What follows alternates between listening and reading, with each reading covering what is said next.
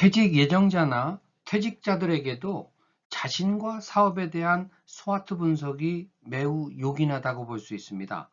철저한 현상 분석은 보다 나은 방향으로의 변화 가능성을 이끌고 더불어 사업의 첫 삽도 잘 뜨도록 이끌어주기 때문입니다. 나에 대한 분석은 필수라는 것이죠. 우리가 많이 알고 있는 스와트 분석, 이는 현재 당면한 사업 환경을 내부 환경과 외부 환경으로 크게 분류하고, 내부 환경에서는 내부적인 강점과 약점을, 외부 환경에서는 외부적인 기회와 위협 요소를 분석하는 대표적인 현상 분석 방법이죠. 이러한 스와트 분석을 나 자신에게도 적용해야 한다는 것입니다. 그래서 긍정적인 요소는 더욱 살리고 부정적인 요소는 최소화하는 자기 자신만의 전략을 만드는 것이죠.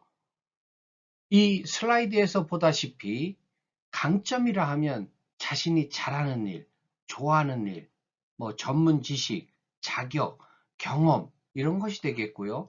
자신의 약점이라면 실수를 잘하고 좀 싫어하는 일, 상대적으로 전문 지식이 부족한 부분, 나의 능력 개발 노력이 미흡한 부분이 될 것입니다. 외적 기회 요인이라 하면 나의 인맥, 타고난 소질, 취미 이런 걸 생각해 볼 수 있겠고요.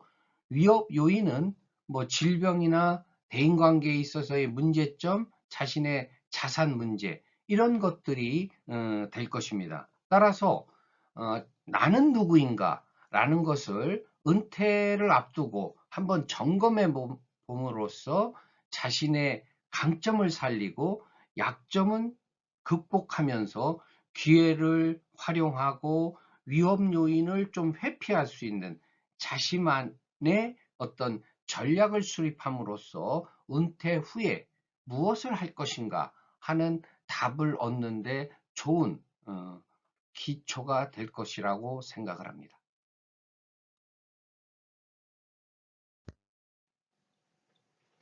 개인 스와트 분석의 한 사례를 살펴보도록 하겠습니다. 오랜 공직 생활을 접고 자영업, 프랜차이즈 가맹점, 치킨집이 됐든 어떤 음식점이 됐든 이런 걸 하기로 마음먹은 L씨가 있습니다.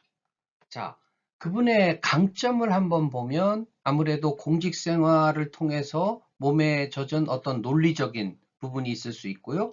또 틀에 박힌 정형화된 일을 잘할 수 있겠죠. 반면 약점이라면 좀 공직 생활을 한 분들, 주로 보수적이고 유연하지 못하는 얘기를 많이 듣고, 이분도 역시 그렇습니다. 그리고 서비스 감각이 아무래도 좀 떨어지고요. 정형화된 일을 잘하다 보니까 모험을 싫어하고 좀 안주형에 가깝습니다. 외부 기회 요인으로 보면 좀 투자 여력은 좀 있을 수 있고요.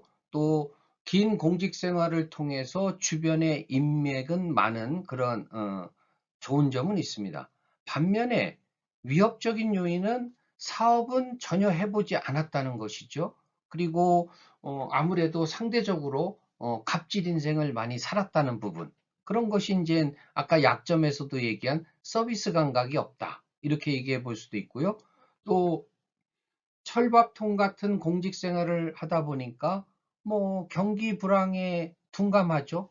꼬박꼬박 월급쟁이 생활을 했으니까요. 따라서 실패에 대한 두려움, 대안 이런 것도 없는 것이 하나의 단점으로 볼 수가 있습니다. 자, A씨 같은 경우는 자신의 스와트 분석을 이렇게 해놓고 나서 그래도 자영업을 하기로 마음을 먹고 사업을 전개한다면 바로 지금 스와트 분석의 내부적인 자신의 약점과 외부적인 부분에 있어서의 위협, 이 부분을 충분히 고려하면서 약점을 극복하고 위협을 회피할 수 있는 생각을 하면서 자신의 강점과 기회를 살려 이 자영업을 성공적으로 이끌어갈 수 있을 것입니다. 반대로 똑같은 LC지만 이런 스와트 분석을 거치지 않고 그냥 사업에 뛰어들었을 때는 그 약점, 위협이 노출되면서 사업에 문제가 생길 가능성이 더 크다는 것이죠. 이 스와트 분석의 사례를 보면서 저도 긴 공직 생활을 하고 마감을 했기 때문에 이 LC와 강점, 약점, 기회, 위협 요인이 상당 부분 일치를 하고 있습니다. 그러나 저 같은 경우는 이렇게 스와트 분석을 통해서 제가 잘할 수 있는 부분, 즉 강의를 잘할 수 있다 하는 그런 측면에 착안해서 저 같은 경우는 학위를 따고 그래서 대학에 강의하면서 또 국민연금 관련된 또 노후 준비 관련된 강의 또 청년교육 관련된 강의 등등을 하면서 강연으로서 저의 은퇴 후의 삶을 더 이렇게 확장해 나가고 있습니다. 여러분도 이 사례를 보면서 스스로의 스와트 분석을 해보시고 자신의 강점과 기회를 살리고 약점을 극복하고 위협을 회피할 수 있는 자신만의 전략을 짜보십시오. 방금 전 말씀드린 사례를 참고해서 자신의 스와트 분석을 해보면 그 결과를 가지고 우리가 각 개인의 은퇴 후에 설계를 좀 하는 방향성을 만들어 볼 수 있을 것입니다. 내부적인 강점, 외부적인 기회 요소, 이런 부분에 있어서는 우리가 좀 활동을 집중할 필요가 있겠죠. 그러나 내부적인 강점은 있지만 외부적인 위험 요인이 있는 그런 부분이라면 좀 다양하게 다각화를 할 필요가 있을 것 같고요. 또 외부적인 기회 요소는 많이 있지만 자신의 내부적 약점이 많이 노출되는 부분이라면 좀 그런 활동은 보류하고 신중하게 접근할 필요가 있을 겁니다. 끝으로 내부적인 약점, 또 외부적인 위협, 이런 것들이 많은 활동이라면 당연히 철수하는 그런 쪽으로 생각을 하는 것이 바람직하다. 이렇게 생각이 됩니다. 그래서 결국은 장점이 많은 부분에 보다 집중을 하고 단점이 있는 부분은 개선해야 되겠는데 이걸 하기 위해서는 자신의 상황에 대한 냉철한 스와트 분석을 한번 해보고 자신의 역량에 따른 은퇴 설계 또 실행 계획을 세우는 것이 매우 중요하다고 생각을 하는 것이죠.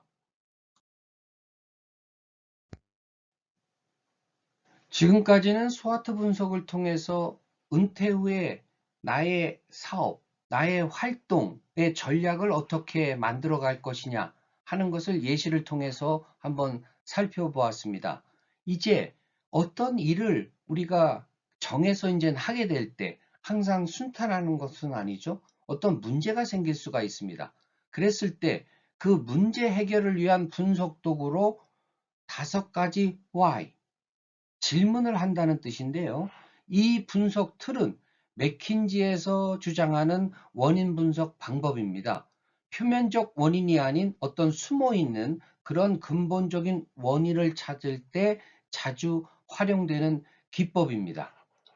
하나의 예로 어떤 분이 뭐 편의점을 차렸던 뭐 조그만 자영업을 차렸을 때 임시 고용직들을 고용하게 되죠. 소위 아르바이트생.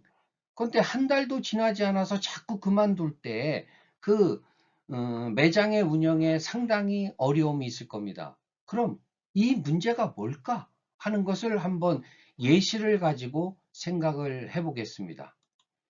왜 그럴까 생각을 해봤더니 우선 생각나는 것은 그 임시 고용직 직원들이 어떤 일에 대한 동기부여가 되지 않기 때문인 것 같다. 그럼 동기부여가 왜 되지 않을까? 또 한 번 질문을 하는 겁니다. 시키는 대로만 해야 하기 때문이구나. 그럼 왜 그 직원들이 시키는 대로만 해야 될까? 그렇게 안 하면 사장인 내가 싫어하기 때문에 그렇다는 것을 발견하게 되는 것이죠.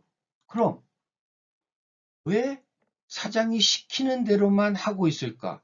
스스로 그렇게 시시콜콜 지시를 함으로써 그렇게 해야만 그 점포가 돌아가도록 자신이 만들어놨기 때문입니다.